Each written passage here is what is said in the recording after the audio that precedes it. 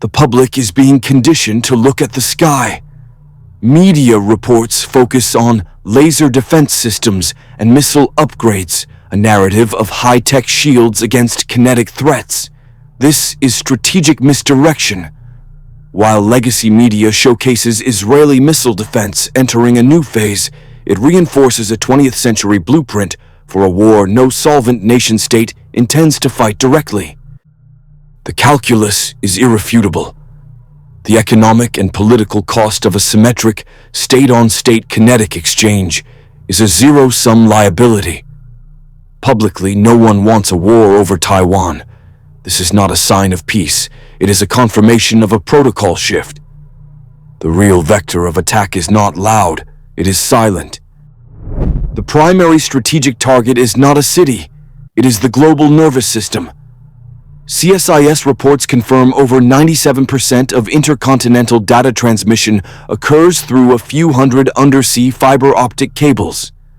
These are the arteries of global finance, logistics, and communication. They are catastrophically vulnerable. The secondary vector is orbital, satellite blinding. A denial of service attack, not on a website, but on a superpower's entire sensor grid. This is the blueprint for creating a blind Leviathan. A major power, severed from its global financial data and stripped of its satellite intelligence, does not simply power down. It is rendered deaf, dumb, and blind. Its perception of threats becomes absolute, and its response protocols collapse to a single failsafe: launch on warning. In this state of manufactured paralysis, the threshold for kinetic escalation does not rise, it evaporates. Weakness becomes the ultimate accelerant. Direct state-on-state war is no longer a viable instrument of policy for a major power. It is a declaration of national bankruptcy. The kinetic cost in treasury, technology, and political capital creates an immediate and irreversible solvency crisis. The public consensus is that no one wants a war with a peer competitor over assets like Taiwan. This is not a matter of ethics, it is a matter of accounting. A sustained conventional conflict drains a nation's liquidity, both fiscally and in terms of public support, guaranteeing systemic collapse. This aversion to kinetic liability is compounded by domestic fragility. A state cannot project overwhelming force abroad when it is besieged by manufactured division at home. Data shows significant public opinion shifts on core national identity issues, signaling an inflection point of internal instability. According to analysis from RUSI, the primary strategic liability for a state like Russia in a protracted conflict is not the adversary's army, but the war's unpopularity among its own population. A nation at war with itself lacks the political solvency for a foreign campaign. This is a mathematical certainty. This weakness forces the pivot to asymmetry. When the balance sheet cannot support a symmetric, kinetic war, the conflict is redirected to vectors with lower costs and higher plausible deniability. We see this blueprint in action as geopolitical tension directly crashes sectors like global travel and tourism in strategic zones from Ukraine to Greenland. This is not collateral damage, it is the objective. Economic strangulation and social disruption become the primary weapons because they bypass the prohibitive cost structure of conventional military operations. Even the response to kinetic threats is filtered through this solvency lens. The race to deploy advanced mobile lasers and upgraded missile defense systems is not a sign of strength, but a frantic effort to manage an unsustainable cost-exchange ratio. As CSIS reports indicate, the cost of intercepting a cheap drone or missile with a multi-million-dollar interceptor is a losing economic equation. You go bankrupt defending faster than the adversary goes bankrupt attacking. This defensive cost liability forces a rational actor to pivot from expensive defense to cheaper, offensive, asymmetric warfare. weakness becomes the primary accelerant. The arithmetic of state-on-state conflict has been rendered obsolete. It is no longer a question of force parity, but of economic solvency. The Royal United Services Institute, RUSI, has modeled the emergent financial reality. A single, high-specification main battle tank represents a capital investment of approximately $5 million. That asset can be neutralized, its crew liquidated, by a $500 first-person view drone. This is not a 1.1 exchange. It is a 10,000-1 ratio of asymmetric economic attrition. The math is irrefutable. Your adversary is no longer targeting your military. They are targeting your treasury, executing a strategy of forced bankruptcy on a national scale. This radical cost imbalance drives a new strategic doctrine known as the democratization of violence. The barrier to entry for projecting lethal, state-level force has collapsed. Advanced kinetic capability, once the exclusive domain of superpower budgets, is now accessible to smaller nations, non-state actors, and even well-funded private cells. Every high-value platform, an aircraft carrier, a command center, an energy facility, is now a fixed liability on the balance sheet, perpetually at risk from a distributed, low-cost, and attritional threat vector. This isn't warfare. It's a systemic solvency crisis where your most expensive assets accelerate your strategic decline. This economic calculus is the primary accelerant for total war. When a major power calculates that its conventional forces are suffering an unsustainable rate of economic loss, hemorrhaging capital against an enemy with near-zero kinetic cost, its strategic options narrow to a binary choice. It can accept systemic collapse, or it can escalate to a domain where cost-per-kill ratios are irrelevant. This is the threshold for a launch-on-warning protocol, not for incoming missiles, but for incoming insolvency. The perceived weakness from losing the asymmetric war becomes the direct justification for initiating a symmetric one, making kinetic escalation a mathematical certainty. The consensus that no major power wants a direct, symmetric war is a strategic misdirection. The primary battle space is no longer the conventional front. It is the gray zone.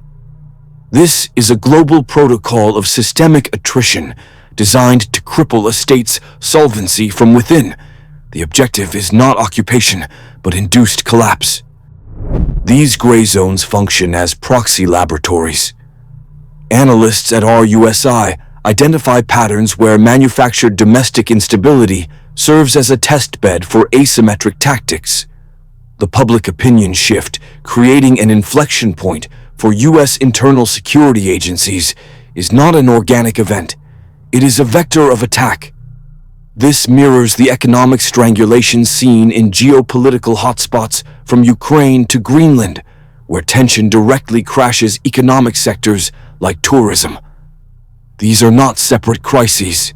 They are coordinated probes to measure response times and identify systemic weaknesses. The mechanism is simple. Degrade a target's internal cohesion to the point of political paralysis. As a nation becomes crippled by this war of 1,000 cuts, its economy choked, its population divided, its conventional military options become a strategic liability. CSIS models demonstrate that as a state's internal stability erodes, its perception of external threats multiplies. Its strategic calculus shifts from deterrence to preemption. The threshold for a kinetic response drops in direct proportion to its perceived internal weakness. Therefore, the greatest success of asymmetric warfare is the mathematical certainty of kinetic escalation. While headlines fixate on the public sentiment against war over Taiwan, states are already preparing for the failure of that sentiment. Israel's deployment of mobile laser defense systems is not a peacetime upgrade. It is hardening infrastructure against a launch-on-warning scenario. The ultimate accelerant for total war is not aggression, but engineered weakness. When a major power perceives its own engineered collapse as imminent, its final strategic leverage is kinetic. Weakness becomes the trigger. The nuclear deterrence protocol known as launch on warning is not a choice. It is a mathematical tripwire. According to CSIS analysis, the system is designed to trigger an irretrievable, full-scale retaliatory strike upon the detection of an incoming enemy launch. The objective is to eliminate any strategic advantage of a first strike. The logic is brutal and absolute. If they launch, we launch before their warheads arrive. The entire architecture is built on the presumed integrity of early warning data. This protocol, however, contains a systemic flaw. Adversaries now understand that attacking physical radar is a high-cost kinetic operation. The new vector, as outlined in RUSI threat assessments, is asymmetric, a cyber attack that doesn't destroy the radar, but blinds it. It injects a virus of uncertainty directly into the data stream, creating what strategists call the fog of digital war. The system isn't destroyed, its perception of reality is. Here is the dilemma. The commander sees a black screen. Is it a system malfunction, or is it the prelude to a decapitation strike that has already blinded the network? The launch on warning protocol has no contingency for the absence of data. The fear of inaction, of absorbing a full first strike while waiting for confirmation that will never come, becomes the primary accelerant. The commander is forced to assume the worst-case scenario. The asymmetric attack has succeeded. It has made the cost of waiting appear infinitely higher than the kinetic cost of launching. This creates the ultimate paradox. The greater the success of a non-kinetic, asymmetric attack designed to avoid direct war, the lower the threshold for a total kinetic response. The very act of digitally disarming a major power makes its nuclear arsenal the only remaining point of leverage. Weakness, manufactured through cyber warfare, becomes the final trigger for escalation. This is not a system failure. It is a feature of modern, digitized conflict. The public declaration that no one wants a symmetric war, as noted by the liberal patriot regarding Taiwan, is not a signal of de-escalation. It is a doctrinal statement announcing a shift in battlefield. The primary vector of conflict is no longer kinetic. It is now economic attrition and manufactured domestic political sabotage.